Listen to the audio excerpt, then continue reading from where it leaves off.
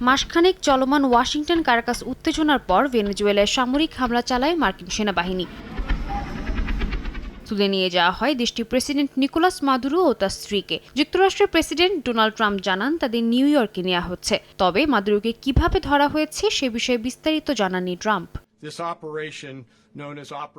মার্কিন সামরিক কর্মকর্তা জেনারেল ড্যান কিন জানান অভিযানের পরিকল্পনায় সময় লেগেছে কয়েক মাস। মাদুরোর অবস্থান ও দৈনন্দিন গতিবিধি নিয়ে গোয়েন্দা তথ্য সংগ্রহের পর আক্রমণ চালানো হয়। এরপর মাদুরো ও তার স্ত্রী আত্মসমর্পণ করেন বলে জানান তিনি। নিউ ইয়র্কে তাদের বিরুদ্ধে মাদক পাচারের মামলার বিচার হবে বলেও জানানো হয়। ঘটনার পর সংবাদ সম্মেলনে মার্কিন প্রেসিডেন্ট জানান নিরাপদ ও নিয়ন্ত্রিতভাবে ক্ষমতা হস্তান্তর না হওয়া পর্যন্ত ভেনেজুয়েলার প্রশাসনিক ক্ষমতা যুক্তরাষ্ট্রের হাতেই থাকবে।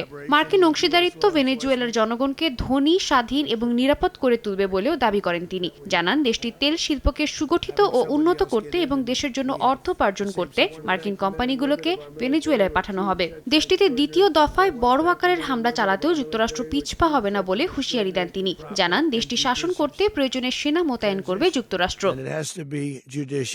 এ সময় ভেনেজুয়েলা পরিচালনায় মার্কিন কর্মকর্তাদের একটি দল সাজানো হবে বলে জানান ট্রাম্প। দেশটির অভ্যন্তর থেকে মাদুরো প্রশাসনের ভাইস প্রেসিডেন্ট ডেলসি রদ্রিগেজ যুক্তরাষ্ট্রকে সহযোগিতা করতে প্রস্তুত বলে ইঙ্গিত করা হয়। জানানো হয় মার্কিন পররাষ্ট্রমন্ত্রী মার্কো রুবিওর সঙ্গে রদ্রিগেজের কথা হয়েছে। যুক্তরাষ্ট্রের কাছে মাদুরো ও তার স্ত্রী জীবিত থাকার প্রমাণ দেওয়ার দাবি জানিয়েছেন তিনি। এদিকে কারাকাসের মসনদে নোবেল জয়ী বিরোধী দলীয় নেত্রী মাচাদোকে দেখা যাবে কিনা এ বিষয়ে প্রশ্ন করা হলে ট্রাম্প সে সম্ভাবনা খুবই কম বলে জবাব দেন। বলেন মাচাদো অত্যন্ত মেধাবী একজন নেত্রী হলেও দেশের নাগরিকদের কাছে তার গ্রহণযোগ্যতা কম হওয়ায় তার প্রেসিডেন্ট হওয়ার আশা কম। সাদিয়া তাসনিম, সময় সংবাদ।